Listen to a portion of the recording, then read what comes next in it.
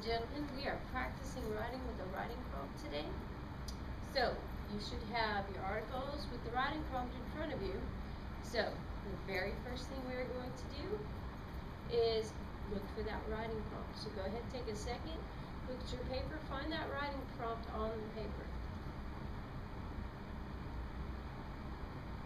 Okay, most of you should have it by now. If not, generally you're going to find that writing prompt at the top of the paper.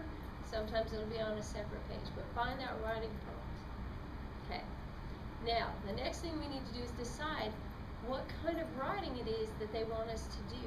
That's very important because if you pick the wrong type of writing, you're not going to do very well. So go ahead and look and see what kind of writing that is. Okay. What is it? Good. Hopefully most of you said narrative. Now, what is a narrative? A narrative is a story. Okay, a lot of writing we do in school is not narrative. We write informational pieces, we tell facts about something. We write opinion pieces, we tell what we think, and then we give back the facts to back that up. But this is a narrative. We are telling a story. So look at your paper again. I'm going to give you a moment. What is this narrative going to be about? There's two main things. Take a look for a second.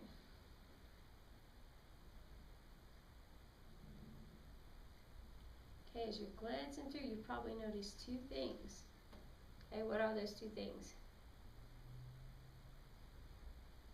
Okay, hopefully you guys said Thomas Jefferson and the Declaration of Independence. So we're going to be writing a narrative, a story about Thomas Jefferson. Now, if you notice, if you look at that writing prompt, it says, tell the story as if you are Thomas Jefferson talking to a friend.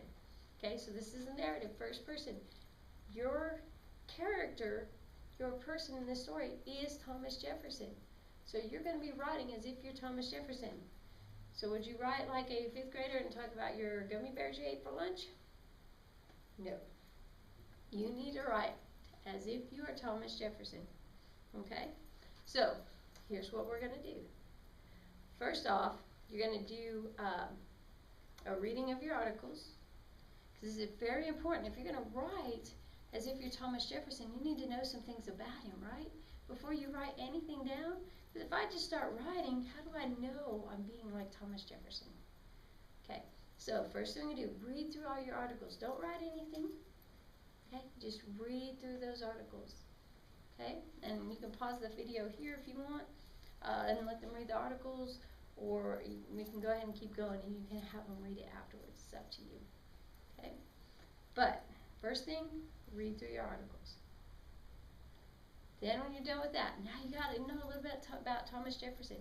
You know, I keep saying, one thing I've learned about Thomas Jefferson is that he likes tea, likes to drink tea. I read that once or twice, and I've got that in my mind. Okay, I don't have to keep going back and rereading it. So that's a fact about Thomas Jefferson that I got from the article that I can use in my writing. Okay, so read through the articles one time.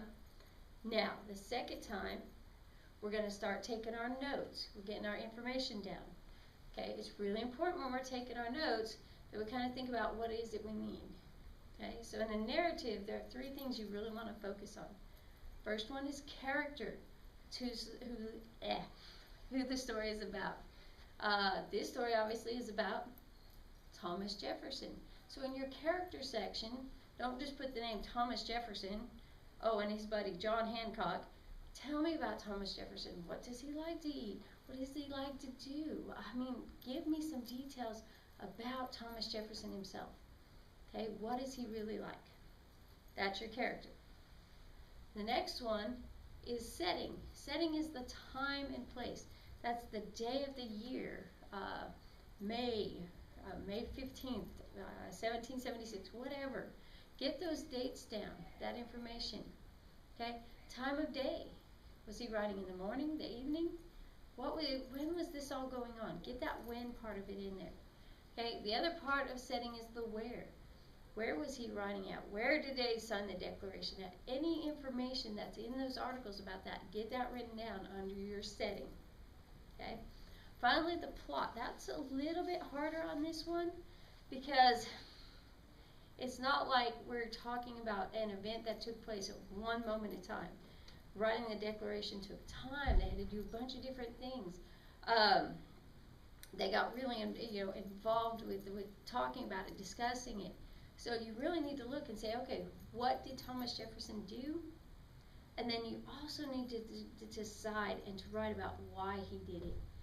You'll notice there's 2 articles. That first article really talks a lot about Thomas Jefferson. That second one, however, is about the Declaration of Independence. And really what that second one is about is why they wrote the Declaration. Why were they going to war?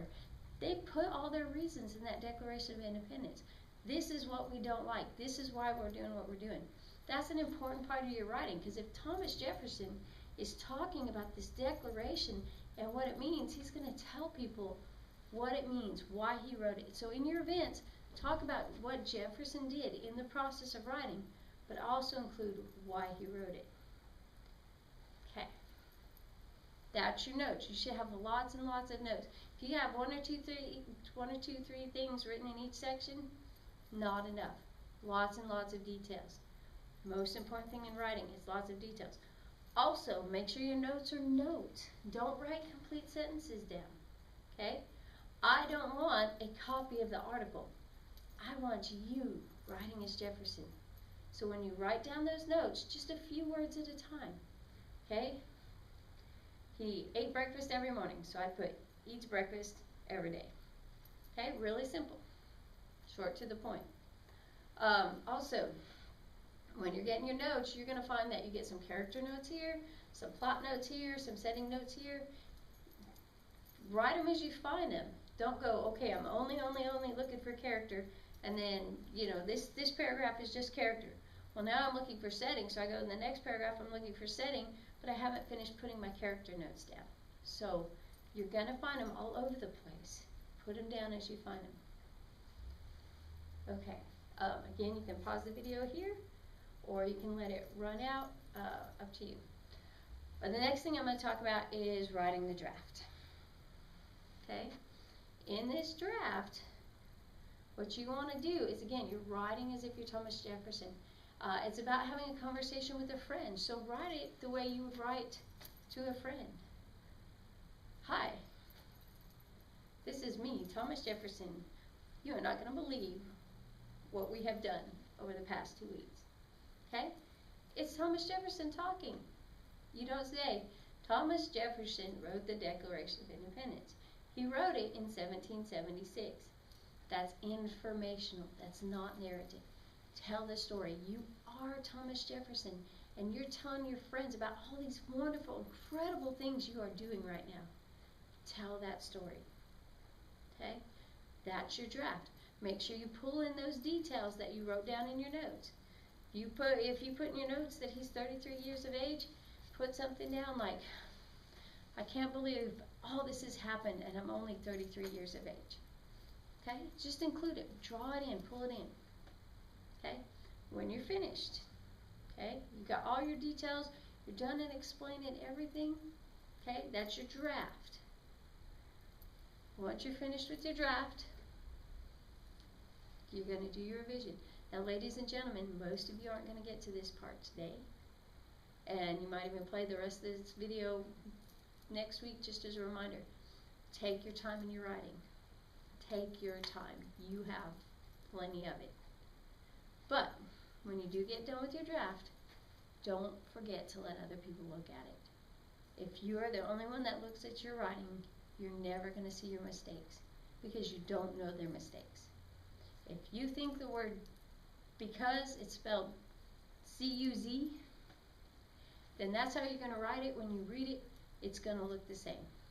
Get someone else to read your stuff, listen to their suggestions, and make the appropriate changes.